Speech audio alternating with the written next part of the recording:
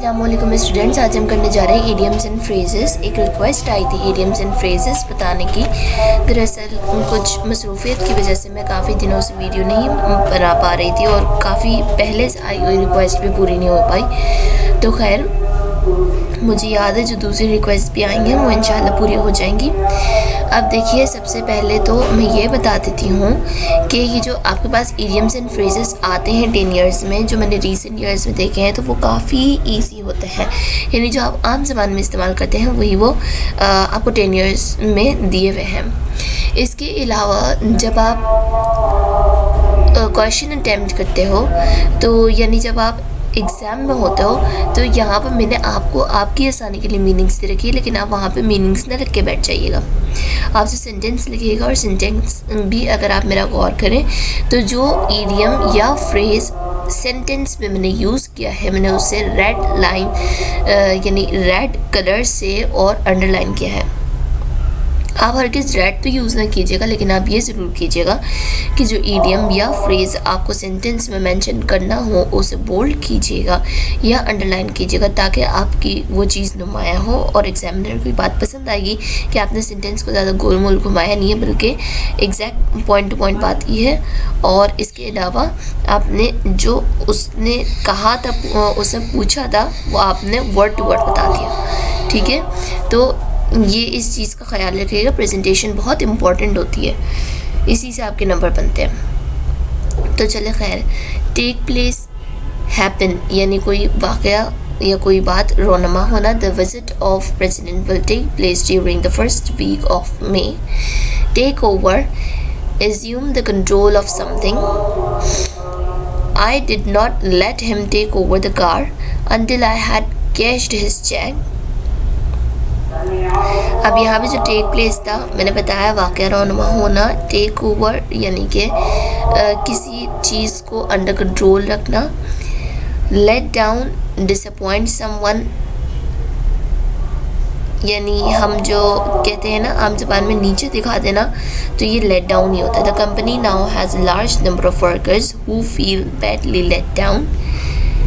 Make friend with, establish a relationship or relationships based on mutual affection. अब कुछ आपके लिए याद करना इसलिए भी इतना आसान है कि देखिए, मेक फ्रेंड विद, इससे साफ जाहिर हो रहा है कोई रिलेशनशिप है। अब आपको अगर फ्रेंड का याद रहे तो आप फ्रेंड के मुतालिक सेंटेंस बना दीजिएगा। वैसे इसमें कोई से भी रिलेशनशिप आ जाता है। तो जो सेंटेंस बनाया गया उसमें बच्चों से जो है ताल्लुक़ का बोला गया है कि वो जो है ज़्यादा पसंद किया जाता है। They often make friends with children who have clear distinguishing features. Look into यानी कोई प्रॉब्लम सॉर्ट आउट करना, हल करना। Try to discover the facts about something such as a problem और a crime. Sentence, I wrote a letter of complaint and the airline have promised to look into the matter. Sum up यानी summary देना, एक brief summary देना। Give a brief summary of something. Gerard will open the debate and I will sum up. Take off, take off ऐसे ज़्यादातर जो हमें याद रहता है ना, वो जहाज़ के लिए याद रहता है कि जहाज़ टेक ऑफ करता है। तो भाई टेक ऑफ का मतलब है कि वो किसी इंसान के लिए, किसी लिविंग या नॉन लिविंग दोनों के लिए इस्तेमाल हो सकता है। जो इंसान है उसके लिए इस तौर पर कि उसे किसी चीज़ से निकाल देना या वो खुद निकल जाए, टेक ऑफ, या तो फिर कोई कवरिंग या गारमेंट्स में कुछ रिमूवल, तो ये जो है टेक ऑफ है। यानी इसका सिंपल मतलब हटा देना, वो कोई सी भी चीज़ हो सकती है। तो the injured player was taken off the field, यानी उसे फील्ड से हटा दिया गया था। Bring a subject to somebody's attention, यानी कोई बात है जो किसी की तवज्जो में लाया जाए। Our parents brought us up to believe in our own abilities, यानी हमारे वालिदैन ने हमारी खुसूसियात पर हमारी तवज्जो दिलाई। Make out manage with some difficulty to see or hear someone और समथिंग, यानी जैसे कभी अंधेरा होता है तो देखने में किसी को मुश्किल होती है, या शोर हो तो सुनने में मुश्किल होती है, तो यानी यही है कि किसी को देखने या सुनने में मुश्किल महसूस होना. In the dim light, it was difficult to make out the illustration.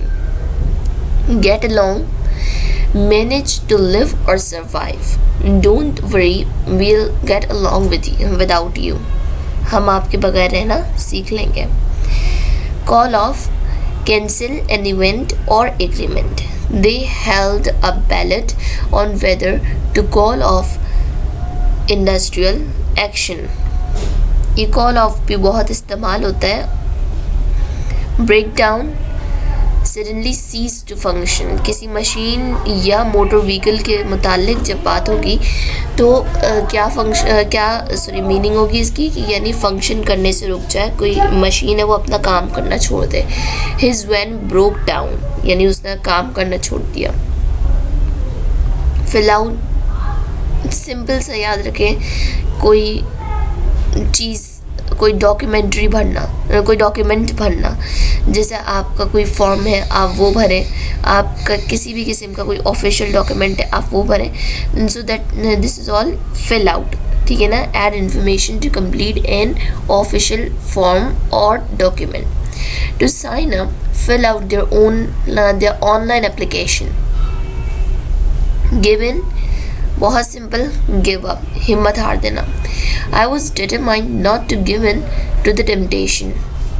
Put off, to delay or move an activity to a later time. यानी किसी एक्टिविटी को आगे बढ़ा देना, पोस्टपोन कर देना. The meeting has been put off for a week. अब अगर आपको समझाने के लिए मैं इसका put off का सिनोनिम लगाऊं तो क्या होगा कि the meeting has been postponed या delayed for a week. अब आ गया है break off. Abruptly stop something, यानी फौरी तौर पर किसी चीज़ को रोक देना. He broke off in the middle of a sentence. हम अगर इस सेंटेंस को रफ लैंग्वेज में बोले तो क्या बोलते हैं, बात काट देना, ठीक है.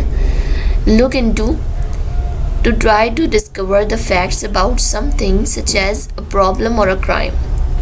ये जो लुक इन टू आया है, ये कुछ जो रिजेम्बलेंस है इसकी, ये उस सेंटेंस है कि जिसमें एयरलाइन की बात थी. और वो सेंटेंस कौन सा था, आई एक्चुअली हैव फॉरगॉटन. ये जो लुक इनटू है ये मैंने 2 बार लिख दिया है असल में, इसलिए मुझे ऐसा लगा. ये लुक इनटू 2 बार मेंशन हो चुका है. कैरी ऑन, यानी जब आमतौर पे जैसे कोई बात कर रहा होता है और किसी वजह से रुकता है तो हम कहते हैं यू कैरी ऑन, मतलब कंटिन्यू करो. To continue an activity or a task. She carried on watching the TV. Get across, to become clear or convincing. He pauses a second to make sure his message is getting across, यानी clear करना, वाज़ह करना कि मेरा message पहुंच भी रहा है कि नहीं. शो ऑफ, दिखावा करना. डिस्प्ले समवन और something that is a source of pride.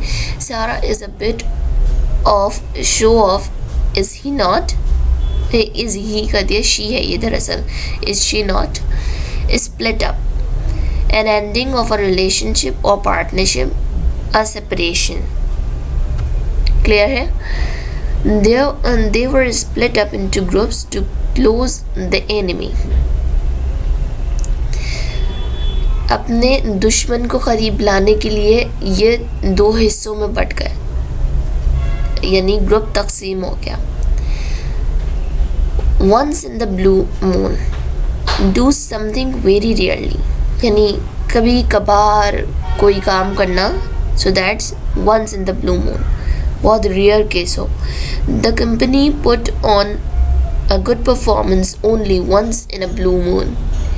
By fits and starts, with irregular interval of action and inaction. देखिए तमाम जो वर्ड्स हैं उनकी कुछ डिफ़िकल्ट मीनिंग्स भी होती हैं, यानी कुछ ऐसी मीनिंग्स जो आपके सर के ऊपर से गुजर जाए, लेकिन मैंने चार्ट की लिखी हुई है कि जो मैं नाम भी आपको समझाऊं तो आपको समझ आ जाए. जैसे इरेगुलर इंटरवल ऑफ एक्शन, यानी रेगुलर ना होना, मुस्तकिल ना होना.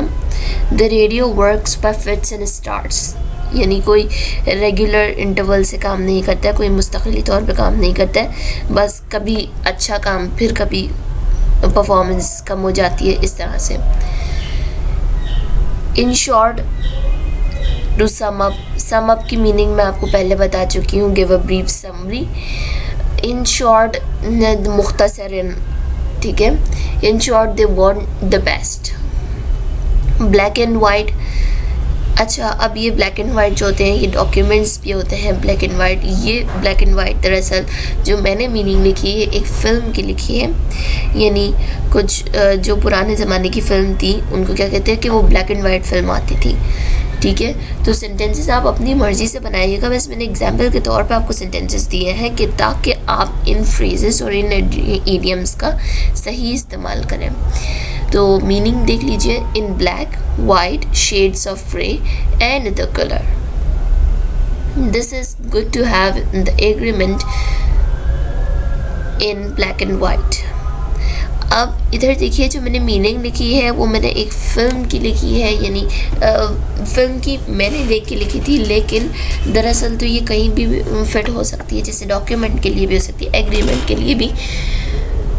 तो इस बात पे ज़रा तवज्जो दीजिएगा. Null and void, having no force, binding power या वैलिडिटी. कोई ऐसी बात होना जो वैलिड ना हो. इसके सेंटेंस से बात और भी ज़्यादा क्लियर हो जाएगी, मीनिंग और भी ज़्यादा क्लियर हो जाएगी. Result of an election is null and void, it is not legally valid. अब अगर आपको नल एंड वॉइड की मीनिंग क्लियर करनी है कि भाई जो मीनिंग दी गई है वो मुझे समझ नहीं आ रही है, तो फिर ये देख लीजिए कि something that is not legally valid, ठीक है. जैसे इलेक्शन का तो आप बहुत ही अच्छे से इसकी मिसाल समझ सकते हैं कि जो हमारे इलेक्शंस में हर बार चलता है. Be by leaps and bounds, यानी बहुत तेज़ी में होना. रैपिडली और in past progress, the corn is growing by leaps and bounds. Apple of discord, a small matter that could lead to a bigger dispute, यानी कोई बड़ा झगड़ा हो सकता है उस मैटर से. The ancestral property became an apple of discord among the three brothers. Ancestral यानी कि वही ancestors, above अजदाद. In camera यानी in private या in chamber यानी in room. The hearings were held in camera. Hearings आप जानते हैं कि जो कोर्ट में पेशियाँ होती हैं उन्हें हियरिंग्स कहते हैं. तो कुछ हियरिंग्स ऐसी होती हैं जो इन प्राइवेट होती हैं, यानी जज से जो है इन प्राइवेट बातचीत होती है, तो वो भी इन कैमरा में यूज़ हो सकता है. इन अ नटशेल, इसका ये जो नाम है वही देख के ज़ाहिर हो रहा है. इन अ नटशेल यानी गुफ्तगू को इतना ज़्यादा मुख्तसर कर देना कि वो एक नट शेल में आ जाए, इतना ज़्यादा मुख्तसर कर देना. ये एक जो है रिजेम्बलेंस दी गई है.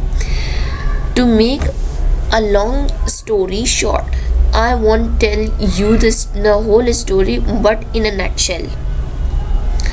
वही समराइज़ कर देना और बहुत ही ज़्यादा समराइज़ कर देना. At the 11th hour, at the possible moment, it's very irresponsible to leave the chores until the 11th hour before doing them.